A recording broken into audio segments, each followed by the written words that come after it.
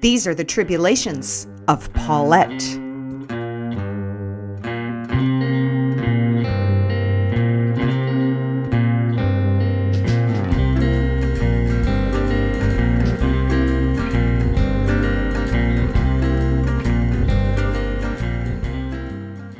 Once again, divine intervention comes between Ted and me, deep in the Connecticut woods and locked in a juicy kiss in the back of Ted's car. We find ourselves wrapped up in a XXX fairy tale. A voyeuristic deviant, let's call him Jack, has stumbled upon our illicit little scene. Now he whacks his beanstalk in approval as Ted and I scramble to lock the car. Ted scrutinizes the situation like Bill Belichick, while I lie prone in the tailgate. Okay, gross. He's done. Don't look, Ted says.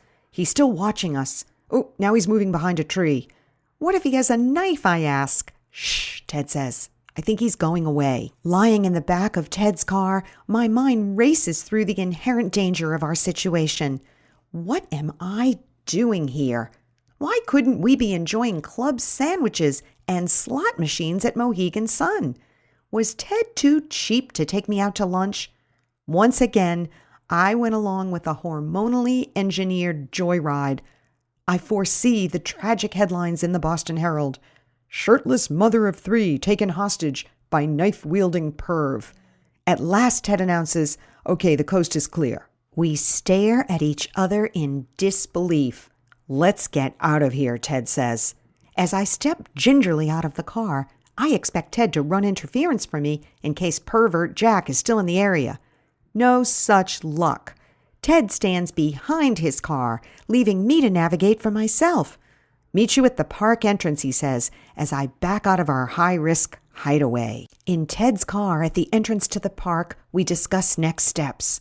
I think we should call the police, I say. No way, Ted says. We'd have to leave our names and addresses. Ingrid and Dave would find out. But Dave already knows I was meeting you, I say. He doesn't know where you met me, though, Ted says. I should just go home, I say. No, Paulette, please don't leave. We still have the whole afternoon. He strokes my cheek. I think we have some unfinished business. Right. But where are we going to go now, I ask. Follow me, Ted says. I've got an idea. Ted's idea is 2 miles down the road, and it is called the New Delhi Motor Lodge. It appears that more than one group of Indians is profiting from the economic boom in southeastern Connecticut. The New Delhi Marquee boasts king-size beds, jacuzzis, and brunch. Hey, who pays your household bills? Ted wants to know as he leans into my car. I do, I say, wondering how this is applicable. I hate to ask you to do this, Ted says, but you need to go inside and get us a room. It's the only way. Ingrid looks at all our bills. This will never get past her. Before I can say Papadom, I'm standing at the front desk before an earnest-looking desk clerk wearing a name tag that says Mr. Singh. I make small talk with him to ward off any suspicion of impropriety. Yes, I say, I just met my husband in the parking lot. He's come in from New York, and I came down from Boston. The casino hotels were booked, and we're hoping to have dinner there, but right now we're absolutely famished. Do you know of a good place to eat around here? I babble on and on. By the time I sign the credit card receipt for the Taj Mahal suite, Mr. Singh knows where I went to college and the names and ages of my kids. I wave Ted in from the parking lot and introduce him to Mr. Singh, who politely inquires if he can retrieve our luggage. Thank you, that won't be necessary, Ted says.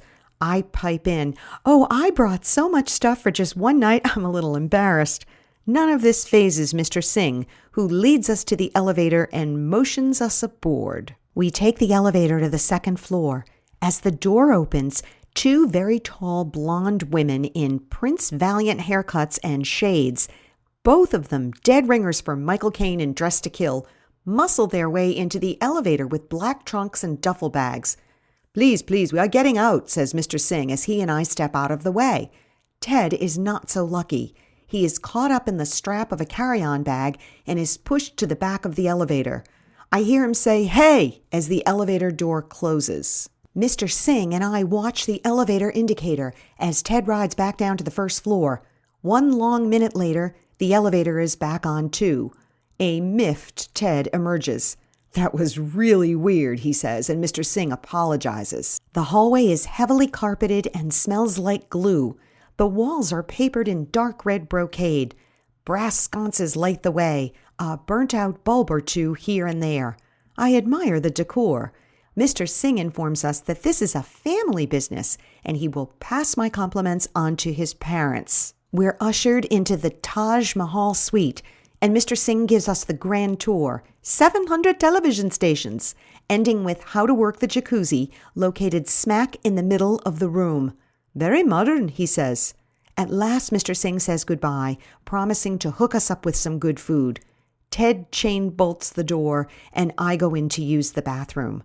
When I step out, the jacuzzi is filling up. To my surprise, Ted is in it.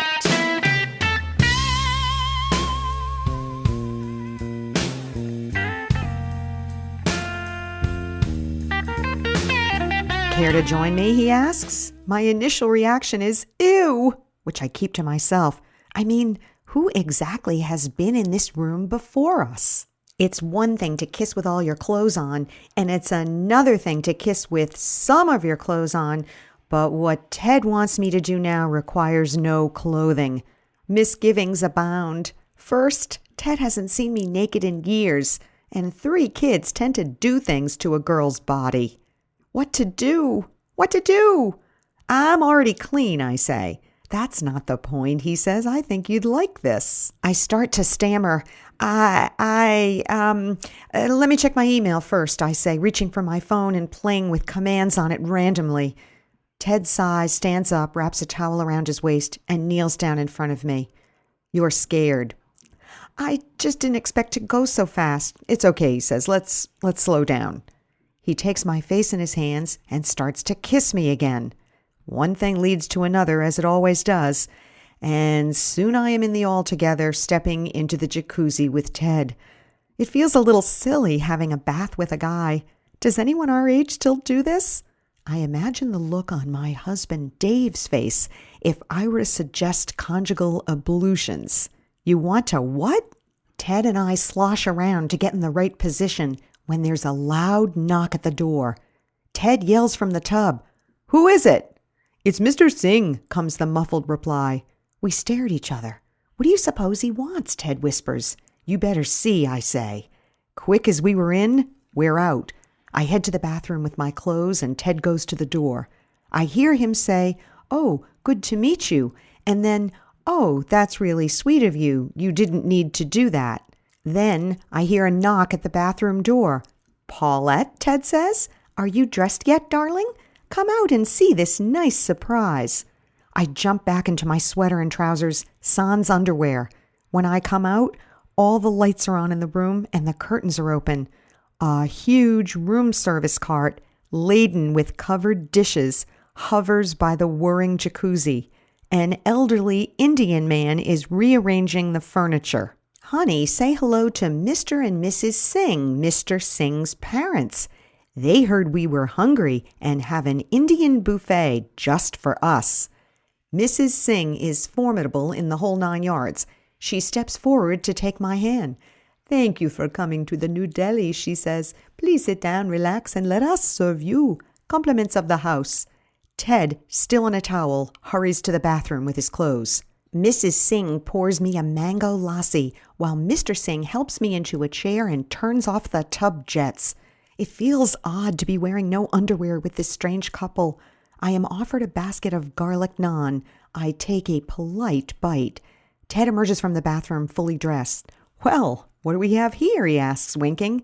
"Garlic," I say. "Now it's your turn to join me." There are mountains of food. The Singhs serve us, then step outside while we eat. Fate has thrown us another sidewinder. The formerly frothing jacuzzi is now a silent reflecting pool here in the Taj Mahal. I point this out to Ted, who says, chewing, "Just like the real thing." Time eventually runs out on any prospect of resuming our lip lock. Stuffed to the gills, with my underwear in my handbag, I bid Ted adieu in the parking lot just as the New Delhi Motor Lodge sign blinks on in the waning afternoon light. There is much to be thankful for. We didn't end up in the hospital this time, nor were we arrested for getting high. A sexual psychopath could have murdered us in the woods, but instead, hospitable Indians feted us in a premier hotel room. At the very least, we got our money's worth. Back in Boston several hours later, my husband Dave walks into the kitchen and sniffs. He says, "What do I smell?" "Lamb vindaloo," I say. "Where'd you get this?" he asks. "Picked it up in Connecticut," I say. "That's a long way for takeout," he says as he cracks a beer and walks out of the kitchen. Dave, I couldn't agree more. Yo-ho, the gang's all here. These are the very cool sounds of Mr. Eric Fontana. We got a hoochie coochie hoochie, and it's named after the Duke. Next, 2 Jews and a dead dog. Till then, ta-ta. I take my time and drink my wine when the trees they start to sway. 600 miles to the future, but I